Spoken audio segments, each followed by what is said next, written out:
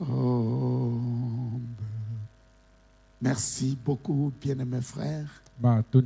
Je vous salue tous au nom de Jésus-Christ, notre Sauveur. Et je voudrais commencer par remercier le Seigneur Jésus-Christ, notre Sauveur, pour cette opportunité, cette grâce qu'il m'accorde de vous parler ce jour, alors que je l'ai fait depuis la fin de l'année passée pour vous saluer. Et aujourd'hui, Dieu m'accorde la grâce de parler à la fois à la lumière du soir et à l'agapa au tabernacle. Vous savez que vous avez beaucoup de place dans mon cœur. Vous savez que je vous aime beaucoup. Je sais aussi que vous m'aimez beaucoup. Et que pour tout cela, le nom du Seigneur Jésus-Christ soit loué à jamais. Je voudrais aussi remercier le révérend pasteur, mon ami qui m'a offert la chair, un cadre approprié pour que je puisse vous parler. C'est le pasteur Didier que vous connaissez tous. Et depuis que je suis ici à Lille, ça fait déjà plus de 2 mois. C'est ici où je viens manger le pain de vie. C'est lui qui est mon pasteur ici. Qui il a été si gentil. Il m'accorde l'opportunité de vous parler à partir de sa chair.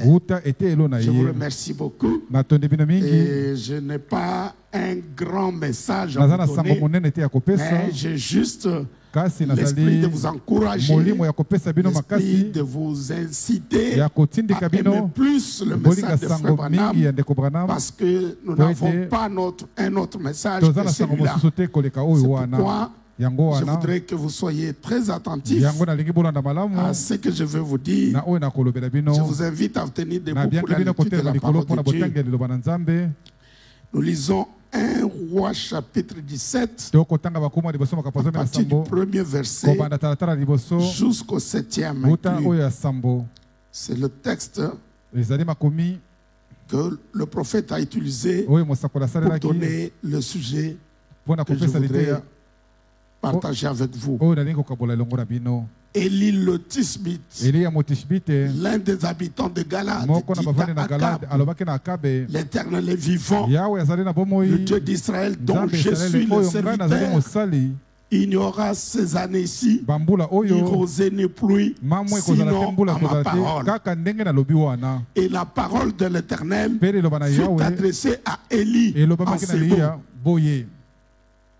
Pars d'ici, dirige-toi vers l'Orient et cache-toi près du torrent de Kérit, qui est en face du Jourdain. Tu boiras de l'eau du torrent et j'ai ordonné au corbeau de te nourrir là. Il partit et fit selon la parole de l'Éternel. Il alla s'établir près du torrent de Kérit, qui est en face du Jourdain. Les corbeaux lui apportaient du pain et de la viande le matin, et du pain et de la viande le soir. Et il buvait de l'eau du torrent. Mais au bout d'un certain temps, le torrent fit à sec, car il n'était point tombé de pluie dans le pays. Amen. Voulez-vous vous asseoir? Notre prophète a pris ce texte de la Bible et il a donné le sujet que voici, la nourriture spirituelle au temps convenable. C'est le sujet qu'il a donné à ce sujet, ce texte que nous venons de lire.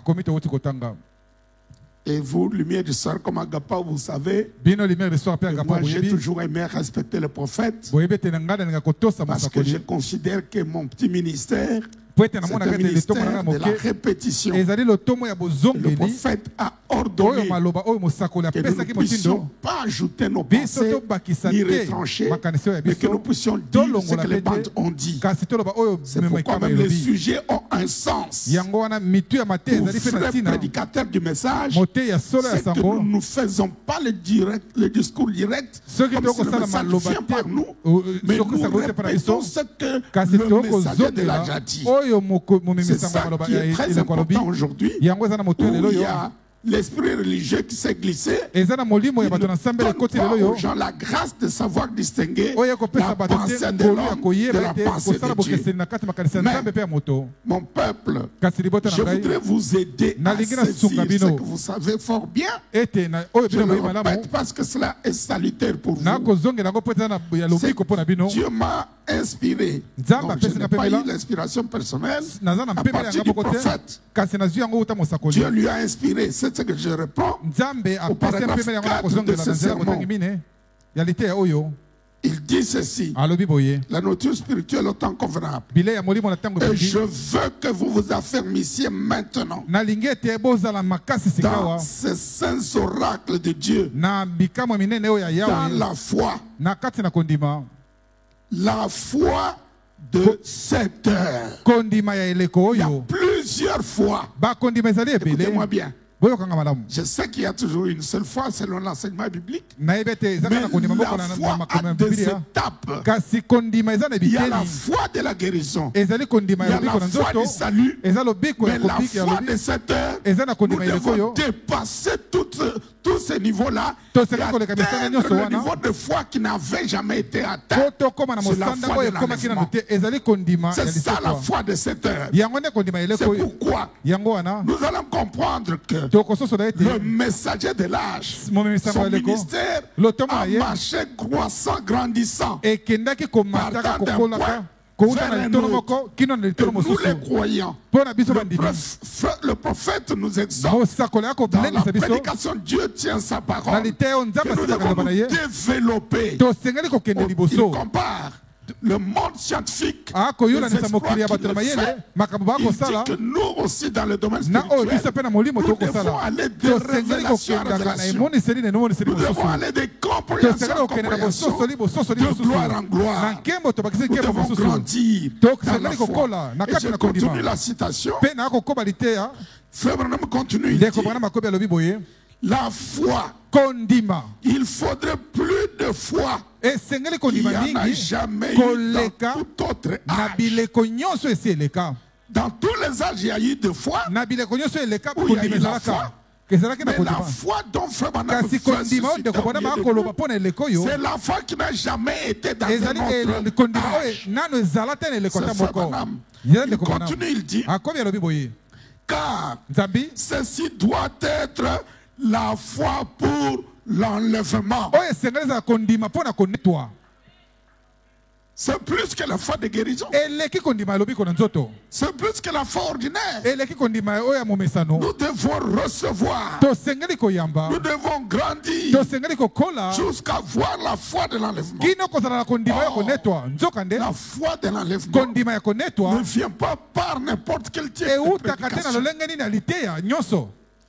La foi de l'enlèvement, c'est qui le déclenche dans les croyants. C'est la révélation de cette tonnerre.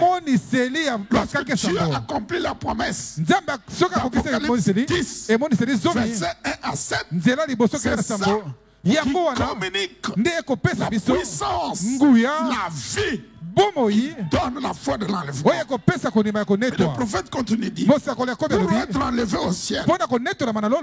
Et alors, nous voulons que vous croyez ce soir ou ce matin, vous allez suivre le matin, à tout ce que vous avez vu. C'est qui donne la foi, c'est tout ce que vous avez vu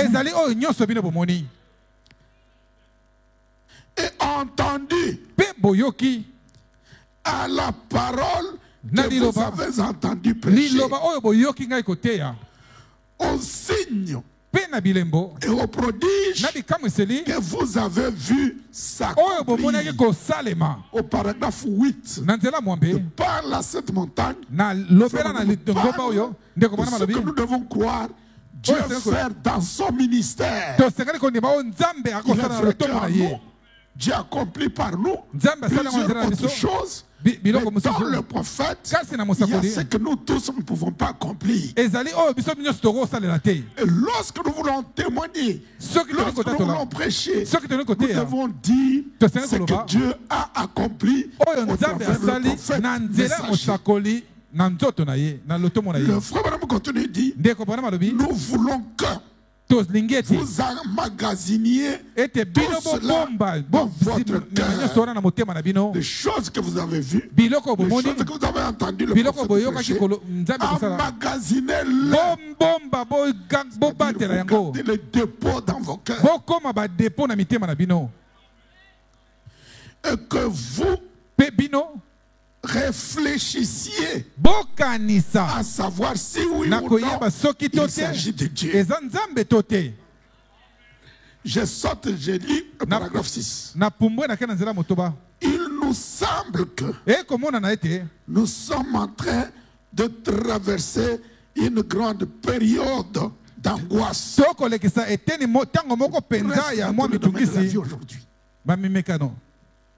Si vous suivez les grands de ce monde, vous comprenez, on est dans la période d'angoisse. Ils ne savent plus sur quoi se tenir. Le frère Branham continue dit, une période d'angoisse et d'épreuve. Une période où on sait que faire. Et où toutes sortes de choses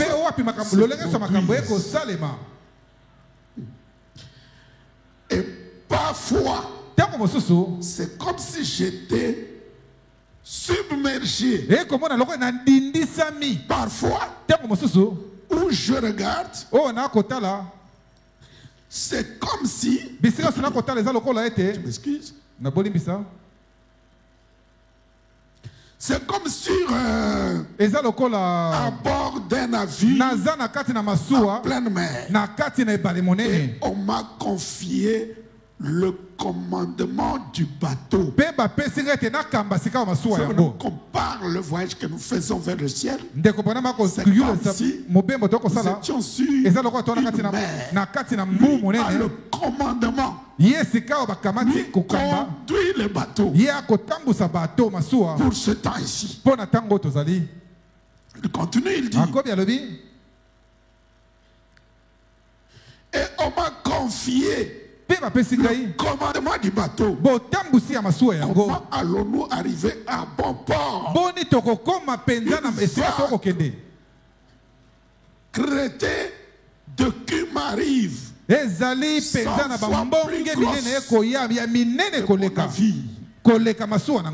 C'est pas. Vous n'avez pas encore vu le bateau, l'océan. Il y a des vagues qui viennent.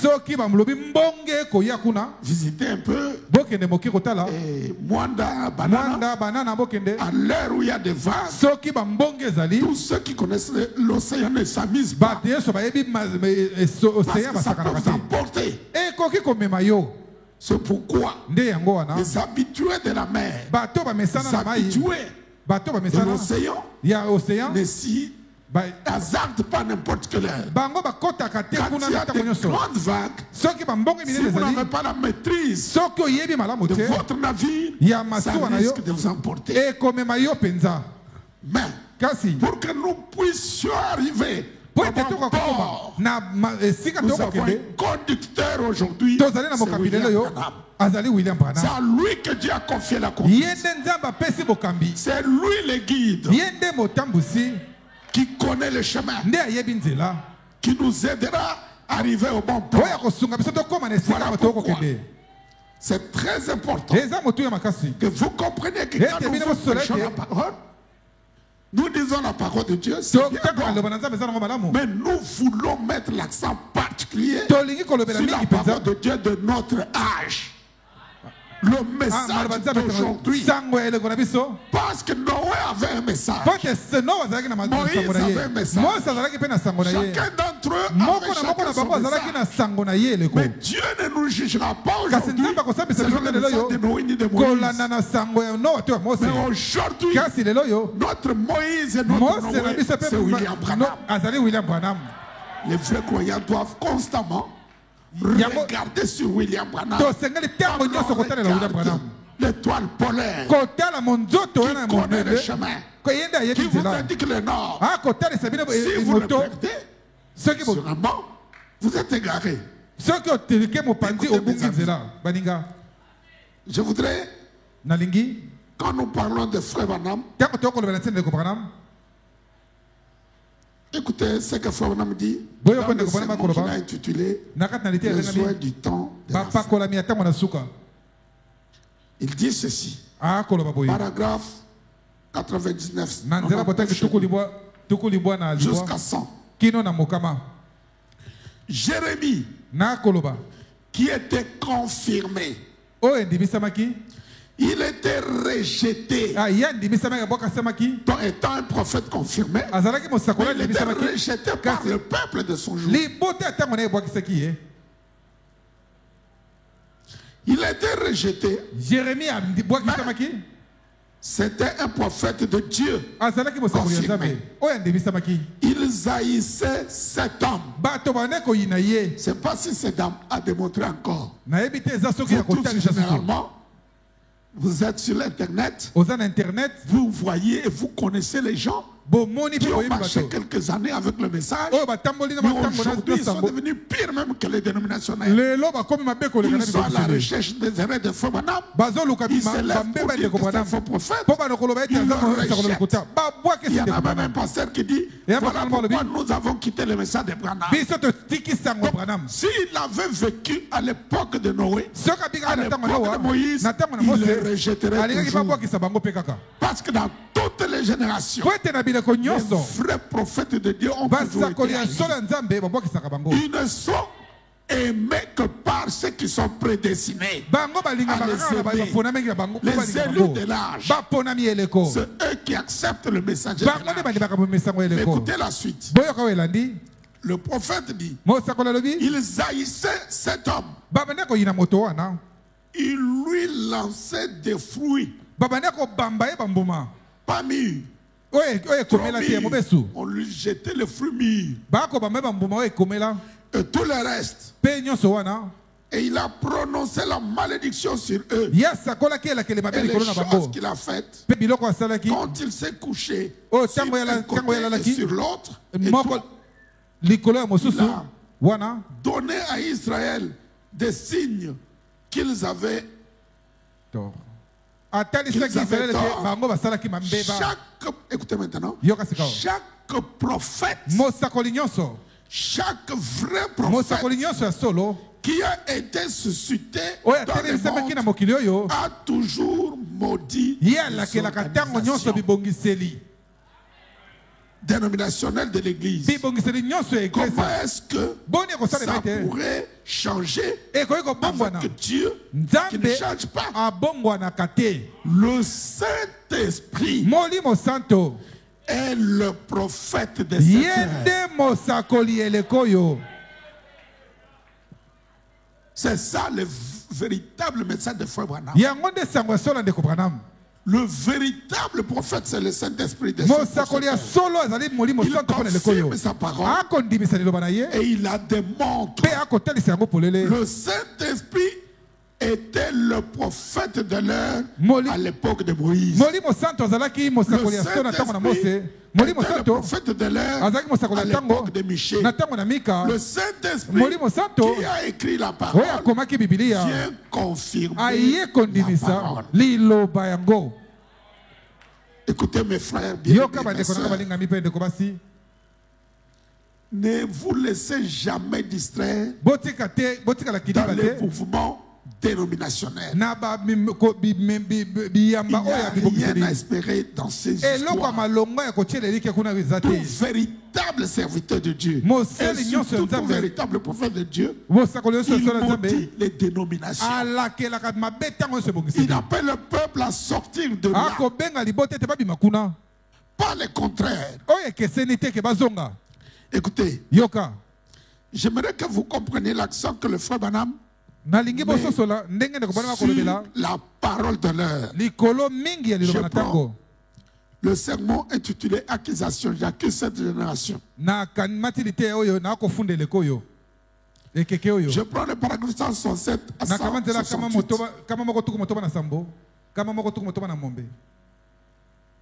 Je voudrais, j'ai l'édition de Shekinah, mais je voudrais vous mettre la nalingi à la voix de Dieu. Il fait ressortir vraiment le sens de ce que il dit ceci. Jésus-Christ était la personne, l'homme, Dieu. Alléluia. Alléluia. Il était la manifestation de Dieu. Il était Dieu sous forme corporelle. Pour refléter la parole de Dieu, il s'appliquait à cet âge-là. Pour faire voir à cet âge-là la promesse de Dieu qui s'appliquait à cet âge-là. Je ne sais pas si vous sentez la nuance que le prophète donne. Il insiste sur l'âge. Donc pour l'âge où Jésus était sur la terre, il était la manifestation de Dieu sous forme corporelle. Mais aujourd'hui, nous sommes dans un autre âge. Nous ne pouvons plus accepter de voir Jésus-Christ dans la forme qu'il avait sur la terre. Mais voici moi, Jésus, je suis ici, je suis venu dans la seconde venue sur cette forme. Nous ne devons pas l'accepter. Je l'ai fait, Branham. Pas c'est Jésus corporel là que plusieurs pasteurs prêchent. Écoutez, dans la prédication que nous avons là, la nourriture spirituelle autant convenable, sans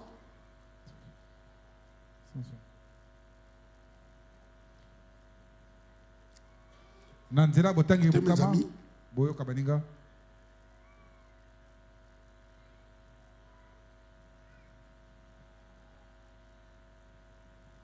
je commence par le paragraphe 160. C'est des vérités que vous connaissez, mais nous les répétons pour que vous vous affermissiez et que vous constituiez un dépôt de cela dans vos cœurs.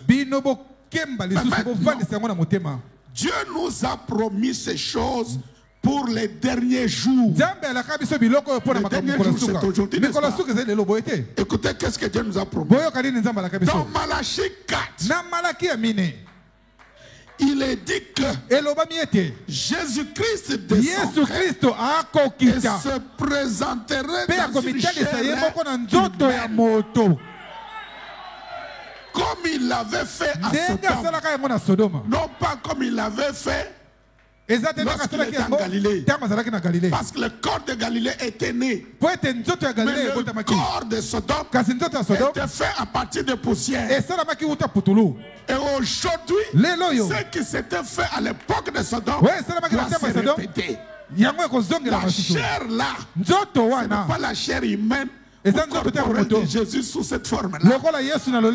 Cette chair-là a une autre forme. Mais Jésus-Christ doit descendre et se personnifier dans cette chair-là. Vous savez, beaucoup de nos difficultés, c'est quoi? Nous avons la représentation de la venue de Jésus. Nous nous imaginons comment il viendra. Et nous avons même notre forme. Mais la promesse pour cet âge est que lorsqu'il descend, il doit s'incarner dans cette chair humaine. Comment saurez-vous que c'est Jésus incarné? Vous le reconnaîtrez par le signe. Quel est ce signe? Le signe messianique. Lorsque Jésus, d'abord, au temps de Sodome, lorsqu'il avait pris la chair humaine, il a visité Abraham. Il avait le dos tourné à la table. C'est pourquoi il a fait Abraham. Et quand il parlait avec Abraham, il connaissait déjà le changement du nom d'Abraham à Abraham. Il connaissait déjà le nom de Sarah qui avait changé, devenu Sarah. Il demanda à Abraham, où est Sarah, ta femme? Abraham lui a dit, non, elle est derrière elle. Et il lui a dit, Je te confirme ma promesse. Que l'année prochaine, à cette moment, Sarah, ta femme, aura ses fils promis. Abraham dit dans le cœur Amen. Sarah derrière dans le cœur dit papa. Tu commences des problèmes. Moi, c'est pas ici. Comment? Et lui, avec le dos tourné, il demande Abraham, pourquoi Sarah a-t-elle ri? C'est dans Genèse 18. Pourquoi Sarah a-t-elle ri? Sarah est venue dire à Jésus que tu es maternel, à Dieu que tu es maternel. Elle a dit non, non, non, non, ne me cherche pas de problème avec mon mari. Est-ce que moi j'ai ri? Je n'ai pas ri. Et frère Branham dit, à cause de ce que Sarah avait fait, elle devait mourir sur place. Mais Dieu a regardé, il a dit, oh, si je frappe Sarah, c'est Abraham que je vais frapper. Abraham, sa vie a sauvé la vie de Sarah. Mais écoutez, ce discernement de pensée qui s'était accompli devant Abraham, c'est accompli dans le ministère du Seigneur Jésus-Christ. Lorsqu'il pouvait regarder quelqu'un et dire, Nathanaël, il le rencontre pour la première fois, dit voici un Israël dans lequel il n'y a point de faute. Cela dit, oh maître, comment? C'est ma première fois avec toi. Comment tu me connais? Il dit, mais quand tu étais là dans le groupe de prière, sous les arbres en train de prier, moi je t'ai vu avant que Philippe t'appelle. En tout cas pour lui, Nathanaël n'avait plus de questions. Il s'est écrié, a dit, oh alors tu es le Messie. Et la femme samaritaine qui vivait dans l'adultère, qui est allée puiser de l'eau, qui a rencontré un homme, elle pouvait se dire dans lequel j'ai un client. Le client lui dit, madame, donne-moi de l'eau. Elle dit non, votre église et notre église, il n'y a pas de communion. Le Seigneur lui dit, femme, si tu connaissais les dons de Dieu, et si tu savais celui qui te dit donne-moi à boire, c'est toi qui lui auras demandé de l'eau à boire. La femme me dit, oh, le puits est profond. Tu n'as pas de respect. Comment tu peux me donner? Non, non, non, pas cette eau de la dénomination. L'eau que je te donne fera jaillir la vie éternelle dans ton cœur. Alors, d'abord va. Appelle-moi ton mari. La femme a dit, oh, je n'ai point de mari. Jésus a dit oui. À cela tu as dit vrai. Parce que tu as eu 5 maris. Celui que tu as laissé à la maison là n'est pas ton mari.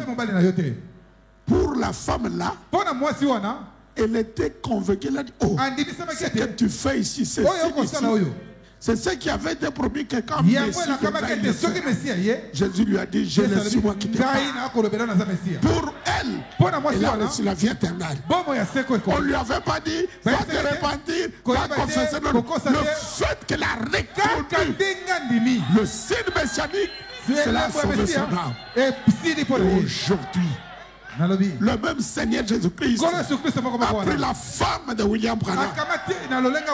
Lorsque vous le reconnaissez par révélation, vous passez de l'amour à la vie.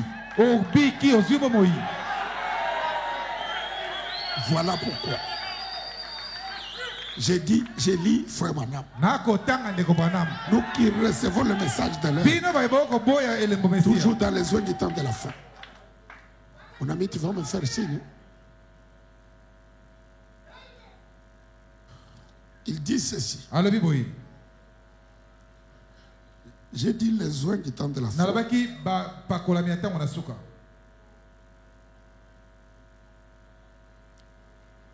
Je prends quelques deux citations.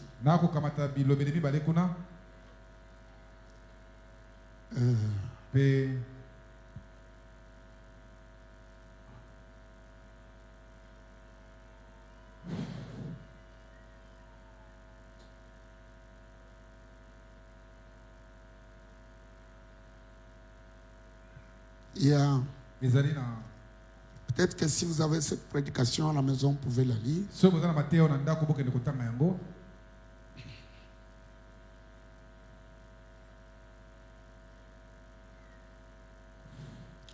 Je commence par le paragraphe 268. Il dit, là-bas, dans le pays, partout où va ce message, de la côte est à la côte ouest, de la Californie à New York, très loin au sud et au nord, là-bas dans les missions, partout où il va. Ça est venu jusqu'ici. Et partout chez nous là-bas. Et dans ce tabernacle, nous sommes pauvres. Nous n'avons pas toutes ces parures de grandes choses. Du tabalay, nous n'en avons pas. Des choses qui attirent. Le prophète dit, et là, où ces émissions de télévision, nous essayons seulement de faire de notre mieux. Mais tous ceux que le Père m'a donné viendront. Maintenant, je veux que vous sachiez ceci avec certitude. Et vous qui écoutiez cette bande, nous là tous qui écoutons cette bande, il se peut que vous avez pensé aujourd'hui que je cherchais à dire ça de moi. Vu que c'est moi qui apporte ces messages, je n'ai absolument rien à voir là-dedans. Je suis une voix, rien de plus. Et ma voix contre mon propre gré. Même, j'aurais voulu être trappeur. Mais ce que j'ai résolu de faire et que je suis déterminé à faire, c'est la volonté de mon Père. Je ne suis pas celui qui est apparu là-bas à la rivière. Oui, bien entendu. Je me tenais simplement là quand il est apparu. Je ne suis pas c'est lui qui fait ces choses de discernement. Tourner les dos et voir les pensées du cœur. Ce n'est pas Branham. Mais c'est le Seigneur Jésus-Christ qui est descendu, qui sait le terme. Ne vous achoppez pas. C'est le prophète qui l'enseigne. Il dit qu'il s'est incarné. Il s'est personnifié. Comme il le dit encore, il s'est présenté. Donc c'est celui qui était en lui qui faisait les œuvres. Ce n'était pas le corps de l'homme. L'homme pouvait prêcher et dire, mes amis, la promesse est accomplie. Pour que vous croyiez que le grand Elohim qui a visité Abraham est parmi nous, maintenant je vous tourne le dos. Et quand je vous tourne le dos, ce n'est plus votre frère, c'est votre Seigneur. C'est le Seigneur dans la chair humaine. Et il dit que nous devons avoir la compréhension spirituelle de ce que ce n'est pas lui, mais c'est lui par lequel le Fils de l'homme devait se révéler. Vous pouvez descendre avec le paragraphe, il va nous le dire. Mais ailleurs, il peut le dire encore au paragraphe 269. Vous allez comprendre. Je reviens à la suite de 168 accusations. Accusation 168. Jésus était la manifestation de Dieu pour cet âge-là. Pas pour l'âge d'aujourd'hui. L'âge d'aujourd'hui, c'est toujours Jésus mais pas sous cette forme corporelle-là. Aujourd'hui, il utilise notre corps. Comme devant Abraham, c'était un corps. En Jésus, un corps. Et aujourd'hui, notre corps. Mais la différence du corps de Jésus et les deux autres corps, c'est le fait que le corps de Jésus était né hors du péché. Pourquoi? Parce qu'il était notre parent rédempteur. Il devait payer le prix de son sang. Écoutez, il fait la suite de ce qu'il a dit au 167. Et le Saint-Esprit, c'est la même chose aujourd'hui. Continuons. C'est l'Esprit de Dieu sur la parole écrite qui essaye de trouver quelqu'un par qui il pourra se refléter à cet âge ici. Donc le Saint-Esprit cherchait quelqu'un par lequel le Saint-Esprit doit être manifesté à cet âge ici pour prouver.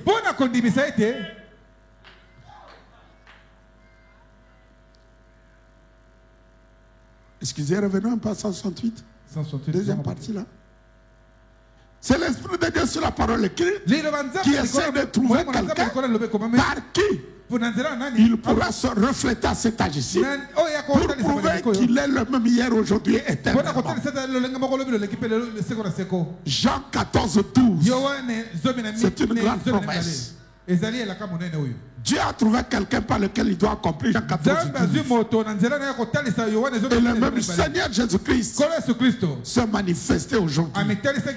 Voilà pourquoi, là où je lisais déjà, au paragraphe 160, nous passons un peu.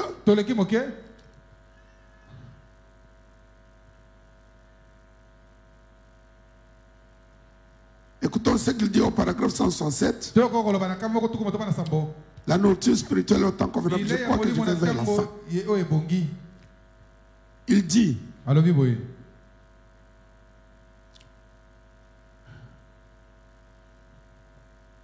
or, s'il nous apparaissait Jésus-Christ dans un corps physique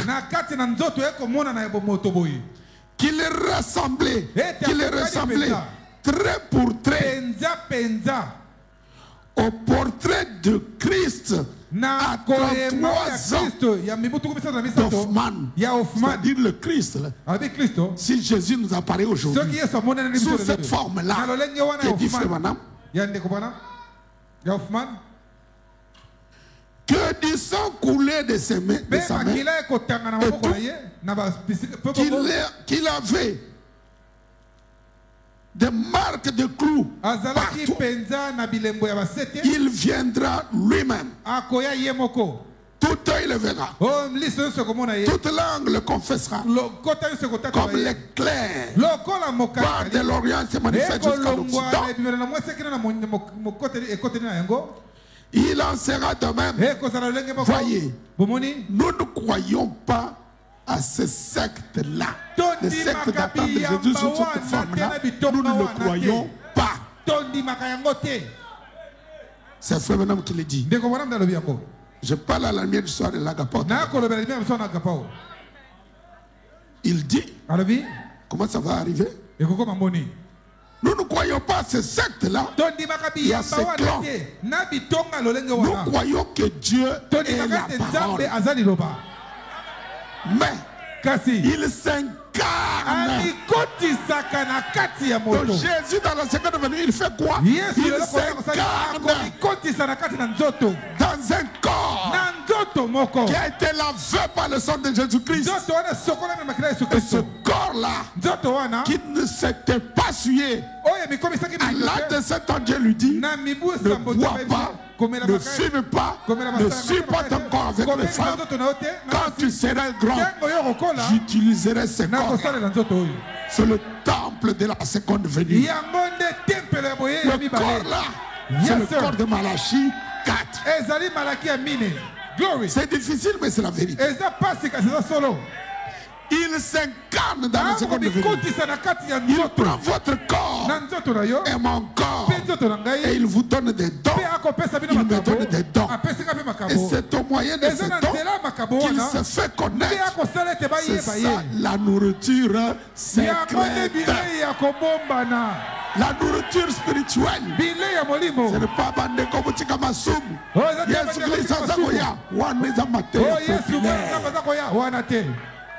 La nourriture des élus de l'âge, c'est de croire Dieu dans la chair. La pierre d'achoppement. Voilà pourquoi la béatitude oubliée dit, heureux celui pour qui je ne serai pas une occasion de chute. C'est-à-dire celui qui me reconnaîtra dans la forme que je prendrai. Il va m'identifier par le caractère, non pas par le corps. Dans la seconde venue, c'est et se manifeste. Et c'est accompli exactement cette écriture d'accusation 167 à 168.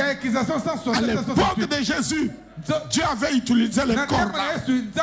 Mais à notre époque, il a utilisé Malachie. C'est ça notre nourriture. En tout cas, mon peuple, je vous aime et je vous apprécie. Et je veux que vous soyez ancré dans ces vérités de l'âge. Parce que le message de Soumanam a trois poules.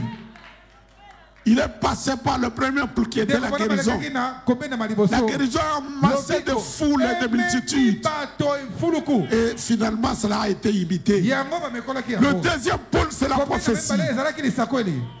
La doctrine que tout le monde prêche aujourd'hui, Jésus est Dieu, le baptême au nom de Jésus. Mais le troisième pôle qui attire les élus de l'âge, c'est l'ouverture de cette seau. Et l'ouverture de cette seau vient par les 7 tonnerres. Et les 7 tonnerres ramènent le 7e seau ramène Jésus sur la terre. Et il se manifeste. Il accomplit Luc 17 et 30. Il accomplit Jean 14 et 12. Il accomplit Zacharie 14. Il accomplit Joël 2. Il accomplit toutes les promesses. C'est ça la nourriture des élus. Que le Seigneur vous bénisse tous. Mon peuple, je vous aime et je vous apprécie. Écoutez toute la parole. Voyez toute la parole. Mais sachez que nous avons une nourriture spirituelle. Ce sont les mystères. C'est ça qui nous sanctifie. C'est ça qui fait que ça nous délivre de la vie du péché. Quand quelqu'un croit les promesses, il n'est plus dans des choses de terre à terre. Ne filmez pas, ne faites pas, ne faites pas. Non. Cet homme-là devient lui-même la parole. Voilà, mon précieux peuple, ce que j'avais à vous dire. Aimez le message de Frère Branham et croyez les promesses accomplies. Ne suivez pas les mouvements populaires. L'évangile qui est prêché aujourd'hui par ce que Frère Branham appelle l'évangélisation à la Hollywood. Ce qui attire les foules et les foules. Que nous vous prêchons, ça nous amène sur le chemin étroit. Ce n'est pas n'importe qui. Il y a que les prédestinés qui doivent le croire.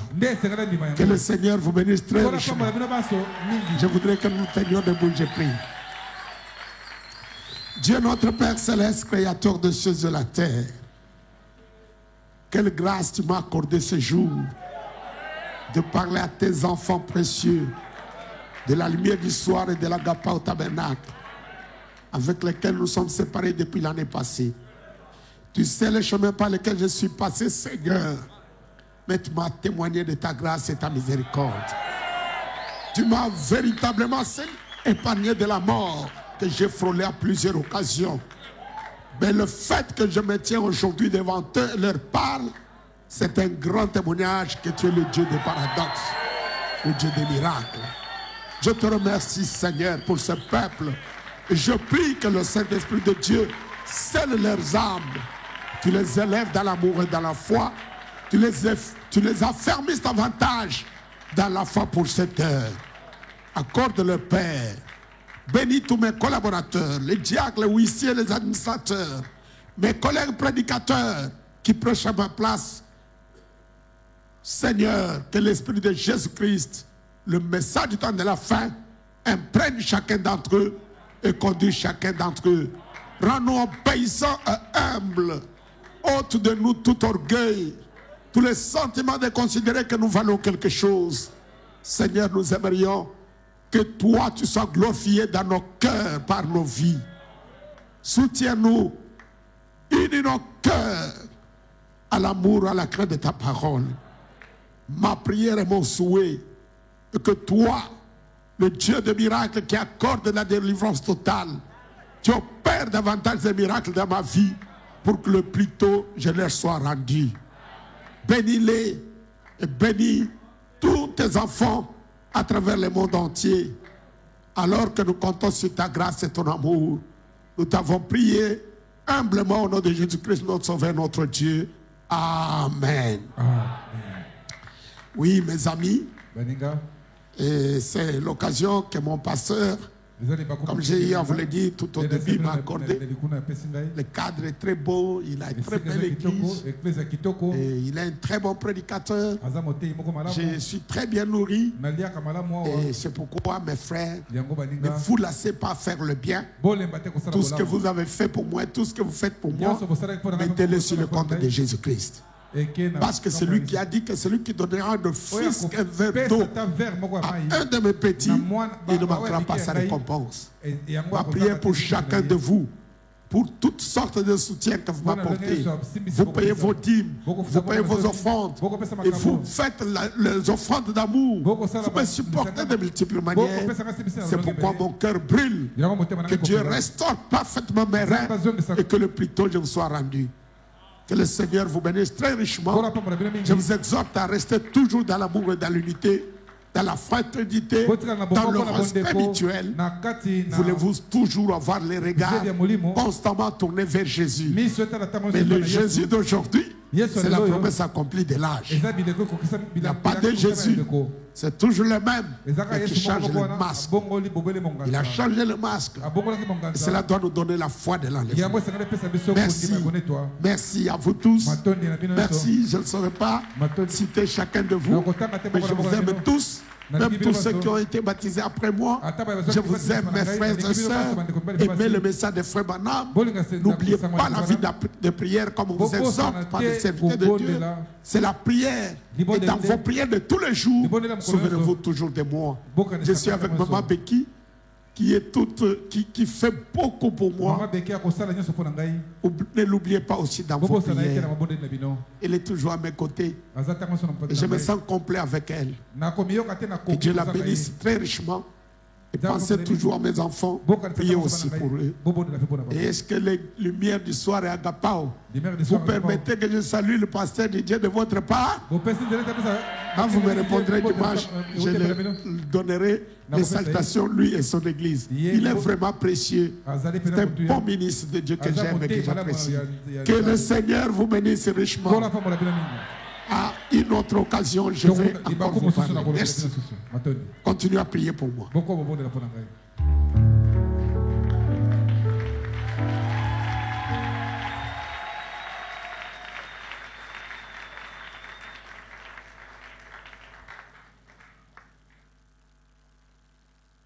Non.